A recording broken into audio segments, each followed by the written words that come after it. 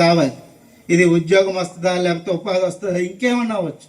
మనం చదివిన చదువు ఆరోపణలు మన సమాజానికి, మన ఊరికి, మన పాఠశాలకు అటువంటి పేరు రావాలి. దానికోసం ఈ విద్యా వ్యవస్థలో ఇక్కడ ఉన్నటువంటి పాఠశాల విద్యా వ్యవస్థను కాపాడుకోవడం కోసం మేము కూడా ఆ రకంగా తల్లిదండ్రులుగా మా బాధ్యతని నెరవేరుస్తామని, పాఠశాలకి ఏ రూపంలో విద్యార్థులకు సంబంధించి చివరిగా చెప్పారు 3 విద్యార్థులు రావట్లేదని.